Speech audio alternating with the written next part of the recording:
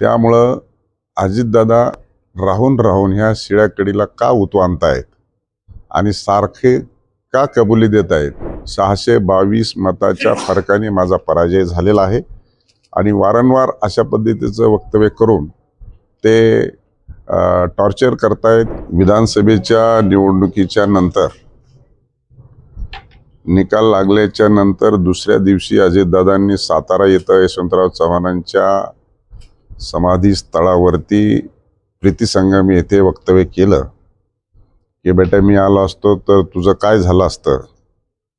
त्याच्यानंतर मी सर्व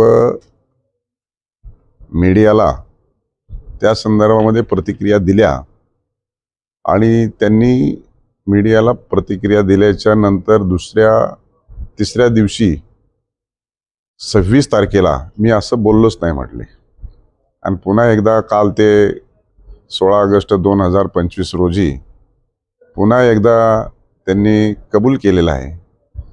त्यामुळं अजितदादा राहून ह्या शिळ्या कडीला का उतवानतायत आणि सारखे का कबुली देत आहेत हे आता महायुतीतले घटक पक्षाचे ते सर्वोच्च नेते आहेत एका पक्षाचे आणि राज्याचे उपमुख्यमंत्री आहेत। त्यामुळं आता त्यांनीच ही गोष्ट का त्यांना पुन्हा ह्या गोष्ट गिरवावी लागते आणि ती सांगावी लागते हे जास्तीचं विस्तृत स्वरूपामध्ये आणि तपशीलवार हे अजितदादाच याबद्दल सांगू शकतात। खरं तर अजित पवारांनी ते वक्तव्य केल्यानंतर इंदापूरमधले भाजप कार्यकर्ते आक्रमक झालेत।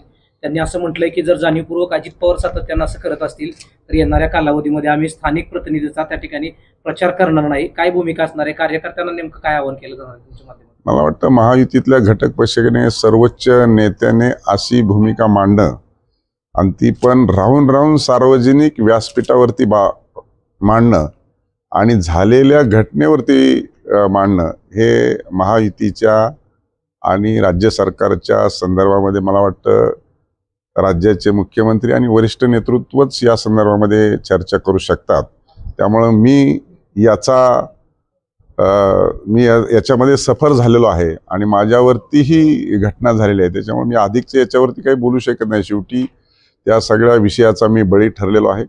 622 मताच्या फरकाने माझा पराजय झालेला आहे आणि वारंवार अशा पद्धतीचं वक्तव्य करून ते टॉर्चर करतायत किंवा सातत्यानं नाउमेद करण्याचा जो प्रयत्न करतायत तर कुठेतरी महायुतीच्या अंतर्गत वरिष्ठ नेतृत्वाने या संदर्भामध्ये चर्चा केली पाहिजे।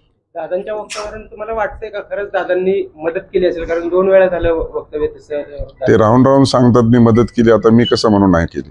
ते त्यांनी सांगितलं पाहिजे केली की नाही केली। खरं तर गेल्या अनेक दिवसांपासून जे काही कृषी मंत्री पद आहे सातत्यानं वादाच्या भोवऱ्यात सापडतं। एकीकडे माणिकराव कोकाटे पत्ते खेळताना सापडले तर दत्तात्रय भरणेंकडून आज अनावधानाप्रमाणे एक वक्तव्य त्यांच्या तोंडून गेलं।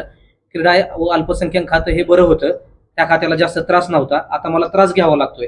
सातत्यानं कृषी मंत्री पदाबाबत मंत्र्यांकडून अशी वक्तव्य केली जात आहेत। आपण त्याचा मीडियामध्ये विपर्यास करतायत। कोणताही अधिकारी बदलून गेल्याच्या नंतर नवीन अधिकारी आल्याच्या नंतर आपला पहिला अधिकारी बरा वाटतो।